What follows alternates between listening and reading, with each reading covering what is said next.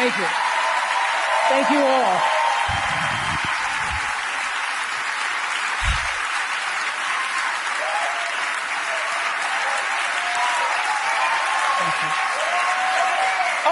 Okay.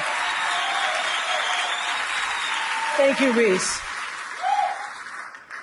In 1964, I was a little girl sitting on the linoleum floor of my mother's house in Milwaukee, watching Anne Bancroft present the Oscar for Best Actor at the 36th Academy Awards. She opened the envelope and said 5 words that literally made history. The winner is Sidney Poitier. Up to the stage came the most elegant man I had ever seen. I remember his tie was white, and of course his skin was black, and I'd never seen a black man being celebrated like that. And I have tried many times to explain what a moment like that means to a little girl, a kid watching from the cheap seats as my mom came through the door, bone-tired from cleaning other people's houses. But all I can do is quote and say that the explanation in Sidney's performance in Lilies of the Field, amen, amen, amen, amen. In 1982, Sidney received the Cecil B. DeMILLE Award right here at the Golden Globes, and it is not lost on me that at this moment, there are some little girls watching as I become the first black woman to be given the same award.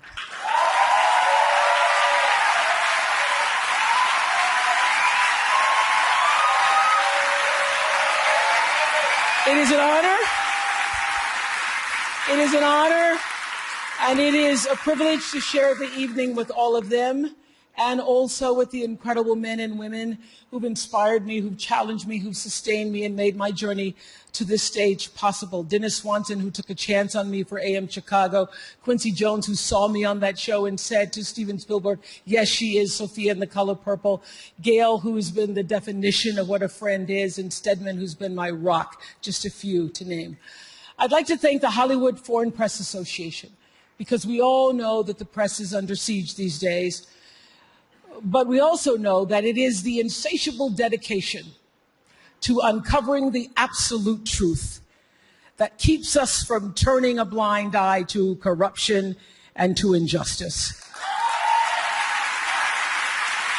to tyrants and victims and secrets and lies.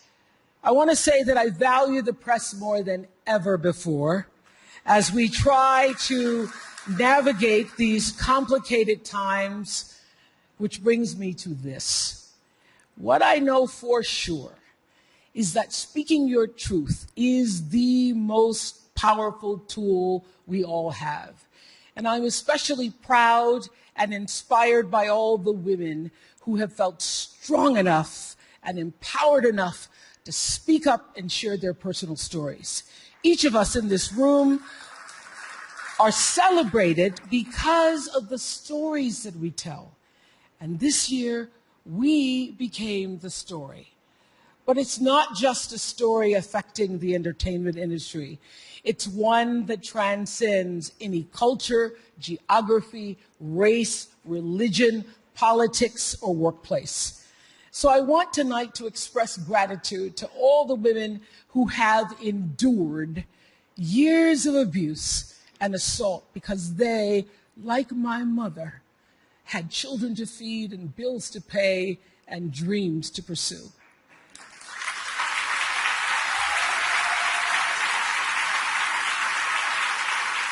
They're the women whose names we'll never know. They are domestic workers and farm workers. They are working in factories, and they work in restaurants, and they're in academia and engineering and medicine and science. They're part of the world of tech and politics and business. There are athletes in the Olympics, and there are soldiers in the military. And there's someone else, Reese Taylor. A name I know and I think you should know too. In 1944, Recy Taylor was a young wife and a mother. She was just walking home from a church service she'd attended in Abbeville, Alabama, when she was abducted by 6 armed white men, raped and left blindfolded by the side of the road, coming home from church. They threatened to kill her if she ever told anyone. But her story was reported to the NAACP, where a young worker by the name of Rosa Parks became the lead investigator on her case. And together, they sought justice. But justice wasn't an option in the era of Jim Crow. The men who tried to destroy her were never persecuted. Recy Taylor died 10 days ago, just shy of her 98th birthday.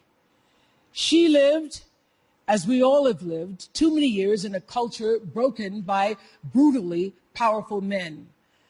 For too long, women have not been heard or believed if they dared to speak their truth to the power of those men.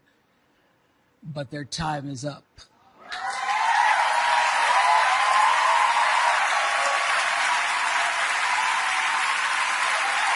Their time is up.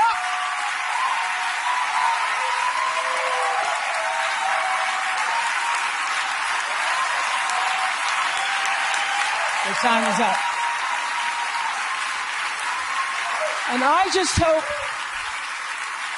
hope that Recy Taylor died knowing that her truth, like the truth of so many other women who were tormented in those years, and even now tormented, goes marching on.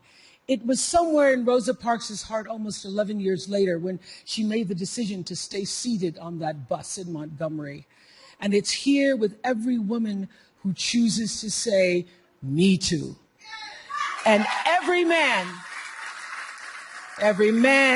who chooses to listen. In my career, what I've always tried my best to do, whether on television or through film, is to say something about how men and women really behave, to say how we experience shame, how we love and how we rage, how we fail, how we retreat, persevere, and how we overcome. I've interviewed and portrayed people who've withstood some of the ugliest things life can throw at you, but the one quality all of them seem to share is an ability to maintain hope for a brighter morning, even during our darkest nights. So I want all the girls watching here and now to know that a new day is on the horizon. And when that new day finally dawns,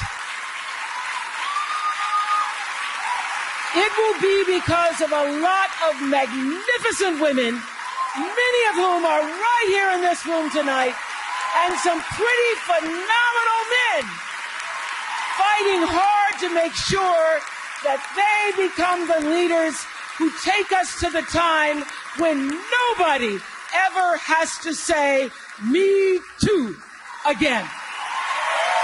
Thank you.